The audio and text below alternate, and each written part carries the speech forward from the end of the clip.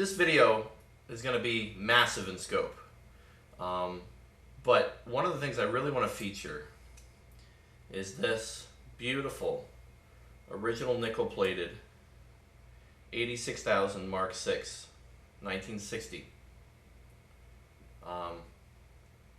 My friend and I found this in Tampa at a really fantastic repair tech, Steve Baucus. And it was shiny. It looked lacquered, but it was shiny. And somebody had lacquered over the nickel. We've tried to look up records, and we don't think that Selmer has records of it. But I want to feature it, and I want to talk a little bit about doubling, and specifically the challenge that clarinet players have on alto saxophone, because the two instruments are so close. As someone who does 90% of my gigs are principal clarinet, I much prefer tenor saxophone, soprano saxophone, even bari saxophone. Alto gets weird. And even a lot of tenor players talk about how weird alto is. So, over the last 4 or 5 years, I've bought so many altos, so many Selmers. I've probably owned 5 or 6 Mark VIs, different eras, different bow lengths and designs, a number of SBAs, balanced actions, Yamahas, Yanagisawas, Kings, LeBlancs, so many horns. And I want to talk a little bit about what have caused me problems as a clarinet primary doubler in terms of voicing these horns. So I'm going to start off, and I'm going to show you 3 horns. I'm going to start off, this is a New York Meyers USA on this 86,000.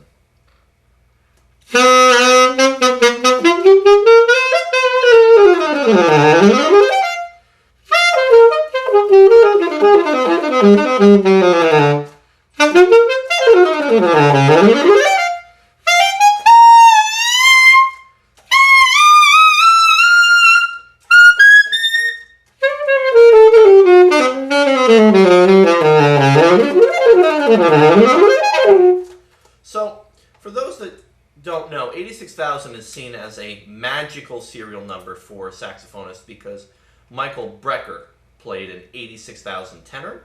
Phil Woods played an 82,000 alto. This horn gets a really characteristic Phil Woodsian alto sound. Here's the trouble that I find voicing a Mark VI. I don't get a lot of. There's a lot of complexity in the tone, but I don't get a lot of dynamic subtlety. So that's a really edgy sound.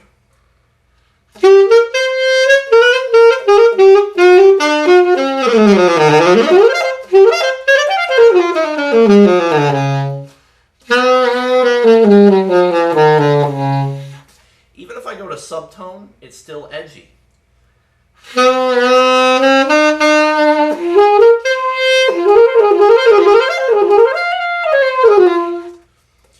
When I go into the palm keys, the tone starts to get really tight. And see, I can't get rid of the edge.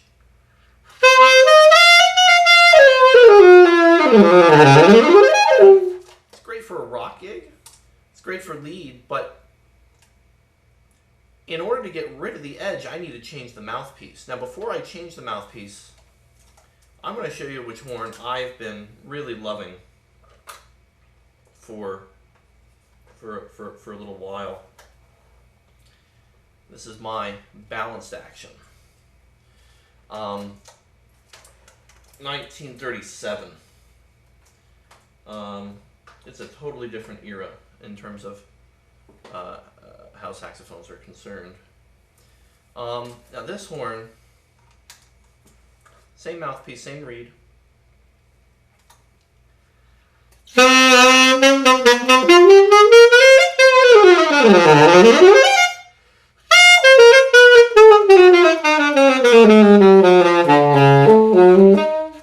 I can get even more punch and even more edge and more sound, but also more overtones. But then same mouthpiece, I can.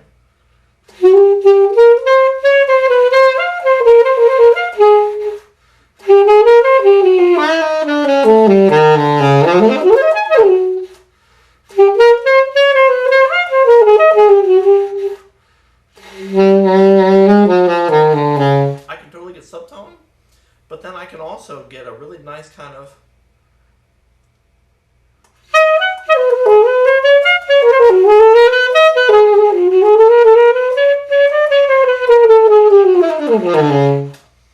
So here's what's really cool. This mouthpiece is very similar to what Dan Higgins used, like from Catch Me If You Can. But what he actually does is he uses a BA or SBA neck on a Mark VI. So how much of a Mark VI design is in the neck? Well, this is a really interesting question. Check this out.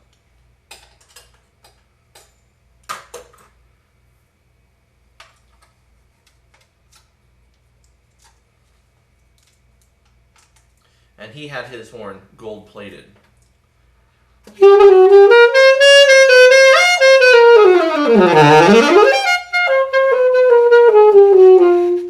So if I do, yeah.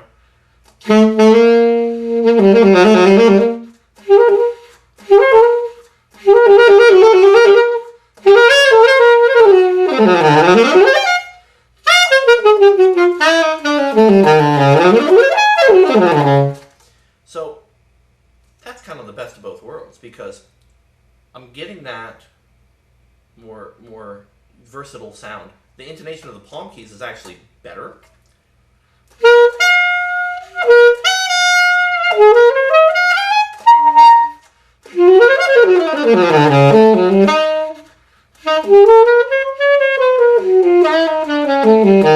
And I can get rid of the edge.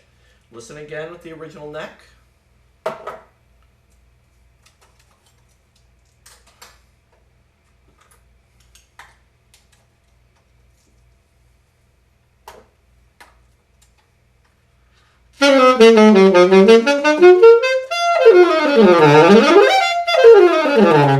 So part of the reason why it's edgy is the neck.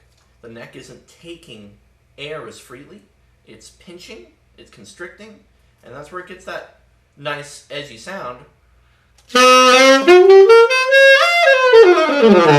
But it's just not as versatile. So you might say, okay, well maybe if we change the mouthpiece, we can find a nicer kind of sound with this. Well, here's an S90. This is what people consider a classical mouthpiece, and this has a square interior.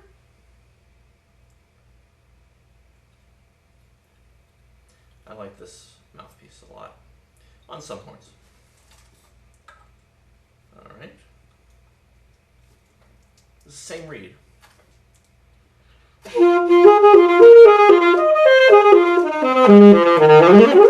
a little flat.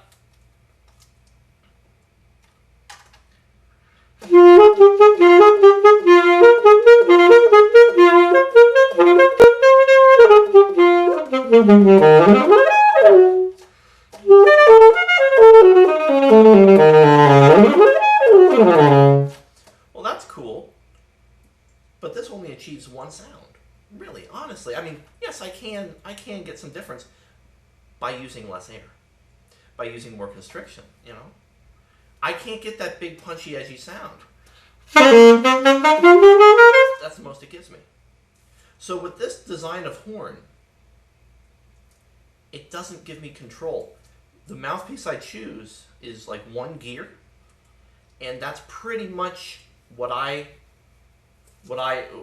mouthpiece that I choose is the sound I'm going to get. One more interesting one. This is a New York Meyers Bros. This is like what Cannonball played.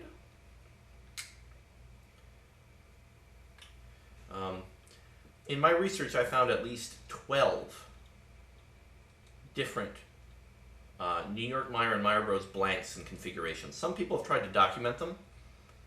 I don't think anybody's come close to succeeding. There are so many variations of New York Meyers.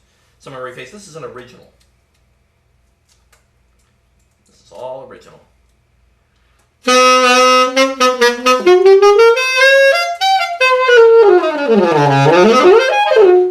So that's actually kind of cool, and I can actually now back away, and even with this original neck, I can get some subtlety.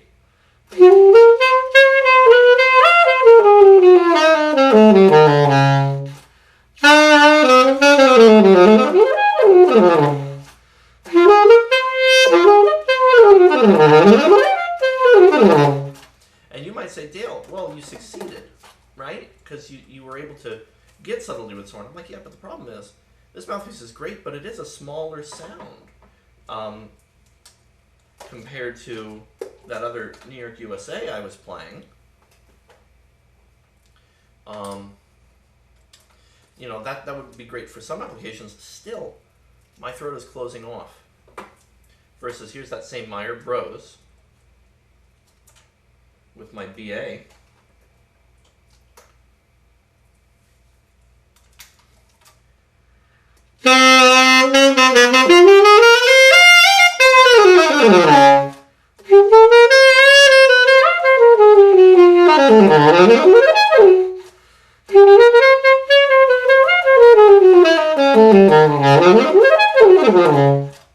Well, that's just, again, as a clarinetist, better for me in every way. I get more sound, it's more punchy, and it's also softer.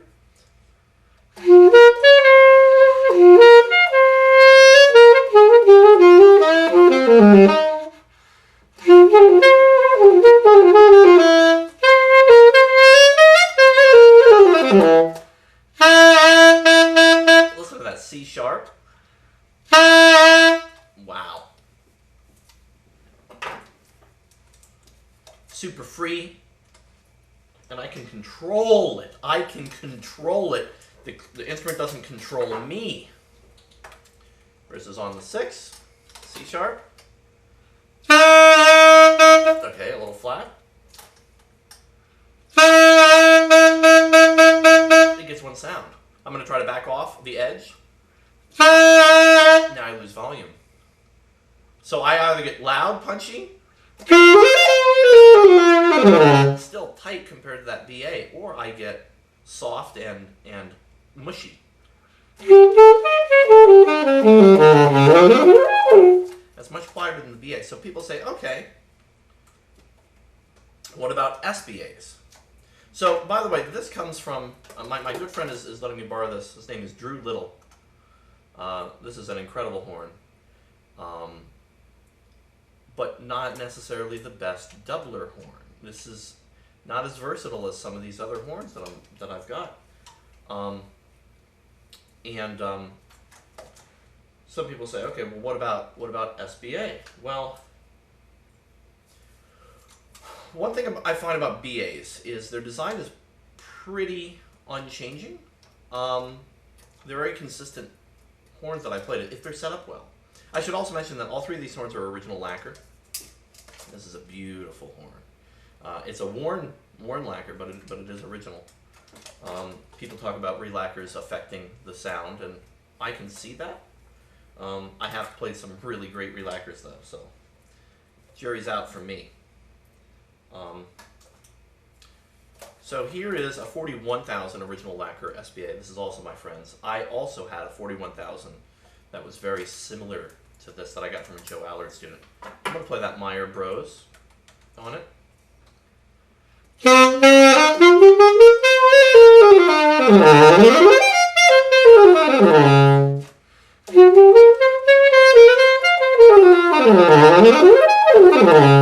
Wow, what a balanced sound. It's super even.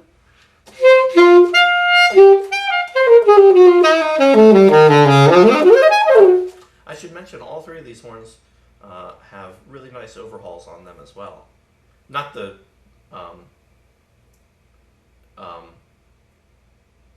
the BA is a little older, the 6 is a little older, this one's very recent.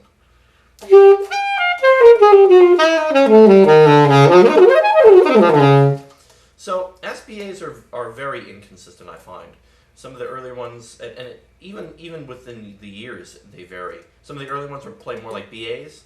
The later ones play with a fatter sound, but less. It's more diffuse, less core. I prefer the earlier ones. This is a 41,000, so it's pretty early. It's not super early. So you notice with that Meyer Bros, it was good, but it was a small sound. And that's the one thing I find about some SBAs is they get a smaller sound, especially from a distance.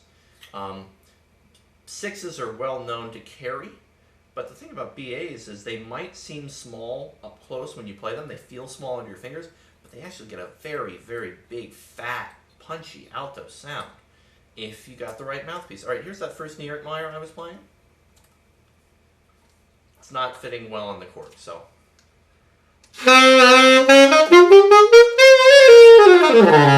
So I like this because it's like the BA, but it's fatter.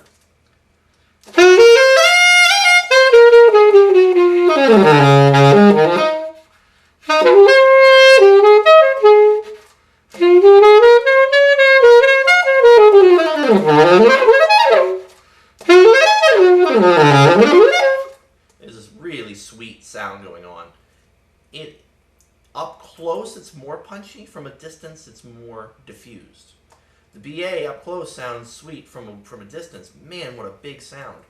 And I can do the same thing. I can put the BA neck on the SBA, and I think it really, really improves the horn. So it's funny, you talk about what is the soul of a horn. Well, in a lot of ways, it's the neck and the very top part of it. And the same thing's true for clarinet, like the barrel. The barrel is really important in so many ways to meet the mouthpiece, to meet the top joint. So all right, here is making sure this is sealing. Okay, this is a SBA with a BA neck.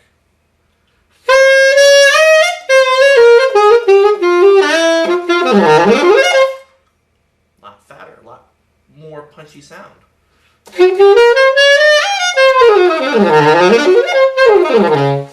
In a lot of ways, for me, for the way I play, the most contemporary sounding horn I get is the BA. And it's the most flexible, and it's the most, well, the SBA is really even too, but I get a beautiful evenness with the BA. So last thing I want to show you. I have a few other New Yorks, but I want to talk about classical mouthpieces again for a second because I showed you that S90. Yes, that S90 on the 6 was able to get a beautiful classical sound, but it's totally the wrong voicing for clarinet. So this is a soloist, an early soloist, and I'm going to try it on the SBA with the same reed. Soloist can be a good doubler mouthpiece and a good kind of jack of all trades. The problem that I find is when you start to change the interior of the mouthpiece, and this is maybe getting to like Rasher school or, again, the doubler in me, the clarinet player who doesn't want a constricting chamber in the mouthpiece. You start doing that, you start weakening your air. Your air gets slower. Okay, fine. You might say, well, I should change for the needs of the instrument. Okay, but if you're primarily playing, orchestra clarinet, if that's your thing, that's your OCD about, alto especially can mess you up. All right, here's the SBA original neck with a soloist.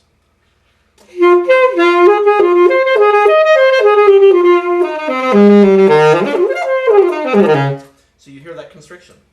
Could I use a thinner reed? Sure. I can get a little bit of a jazz sound out of this. And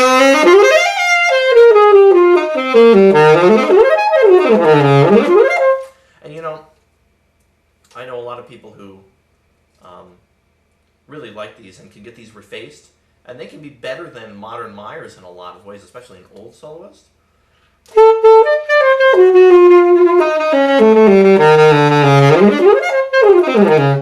There you hear that super homogeneous kind of balanced thing. So the thing about SBAs is that's when they started to go for that more covered again, in my opinion, slightly more restrictive sound, and I love SBAs, and especially certain years and certain ones are some of the most singing horns ever, but there's something about the clarity of a BA that just, I like it even more. Now, you can talk about intonation,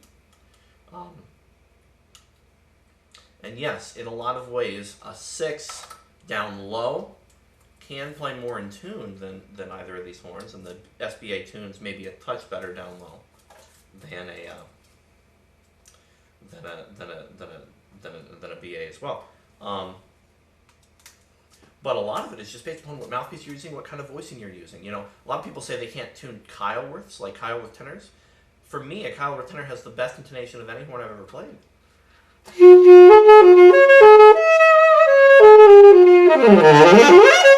Wow, how much more punchy of a sound can I get with this?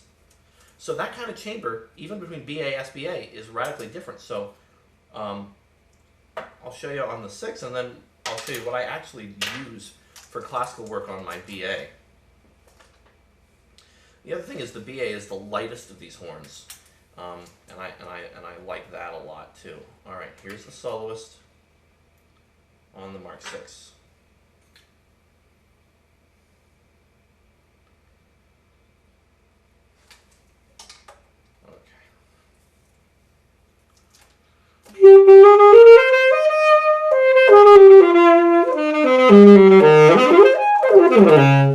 Still a little flat, but wow, now that matches great.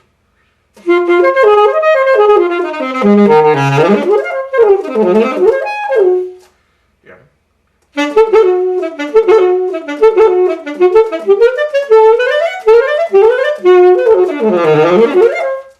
That's okay. Still not great for my clarinet air. Now, what's interesting that which is the original mouthpiece for this horn should match it well, because it's a restriction in the mouthpiece meeting restriction in the neck, restriction in the top. Now, when I say the Mark 6 restricts, I don't mean it restricts as much as a lot of other modern instruments, but compared to the BA, it's a lot less free. And when you play clarinet, you really want free air. Bass clarinet, you really want free air. Fast, powerful, but free, not constricted. And again, beautiful horn, just not great for a clarinet player, in my humble opinion. At least this series.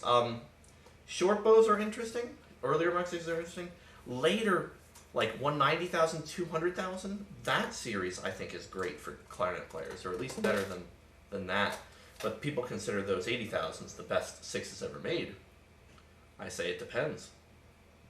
All right, I'm going to show you what mouthpiece I actually use for my classical work. This is also a New York Meyer. This is very similar to this is a New York Meyer Bros 3. This is very similar to what Vincent Abato played on a BA. He also played some LeBlancs too, on my favorite Glazunov recording.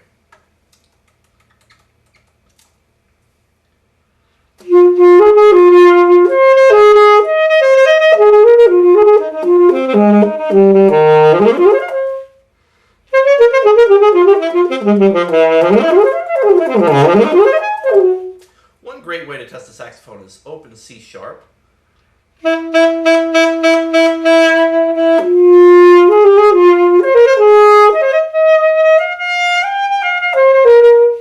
That is such a sound, you know?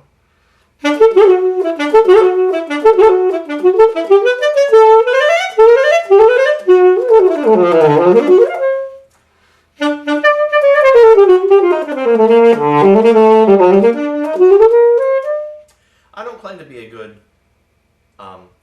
classical saxophone soloist, but I do think I make a good classical alto, classical tenor in an orchestral alto player. And that's where I appreciate Abato so much, is he got this beautiful orchestral sound from his bass clarinet work in the New York Phil and in the Met.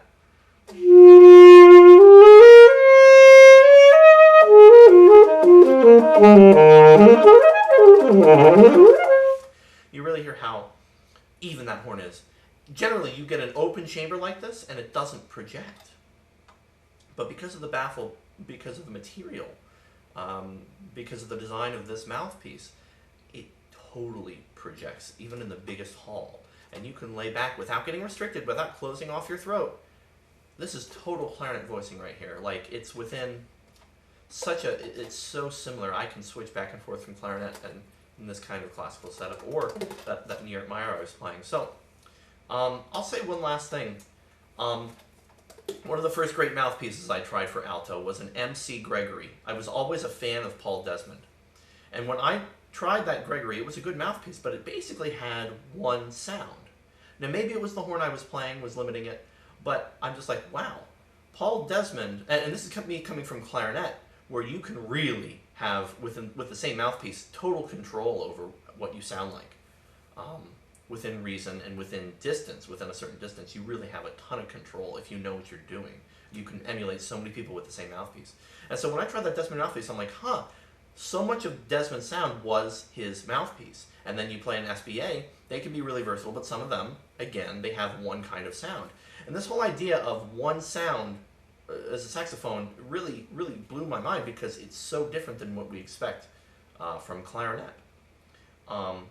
And that's where I really like these BAs, because you can get. I'll show you one last thing on my favorite mouthpiece on this BA. You can really get whatever sound you want on it. Again, assuming it's set up well. Going back to that first New York Meyers.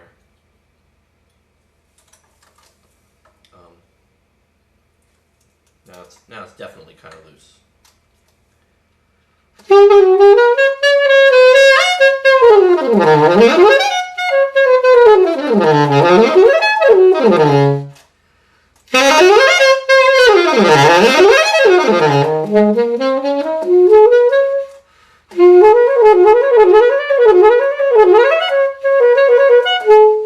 hear how free, how open. I'm not trying to constrict. I'm being like bass clarinet air.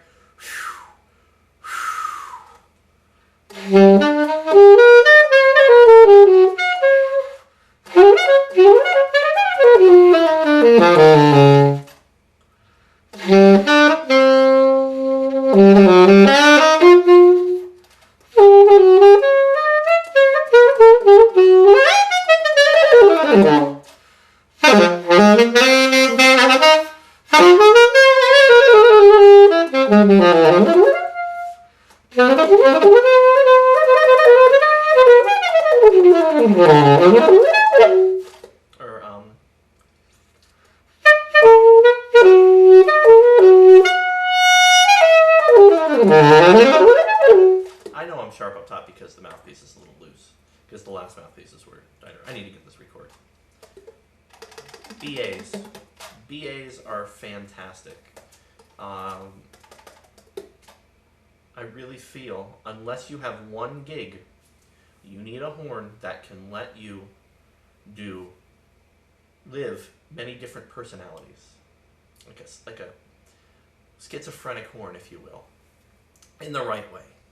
Clearly defined personalities, but it allows you to transition between so many different characters. And especially if you're a doubler, you have to know where your priorities are. You have to know what is negotiable, what's not negotiable. For me, I need to keep my clarinet voicing and sound. I can't let anything take away from that.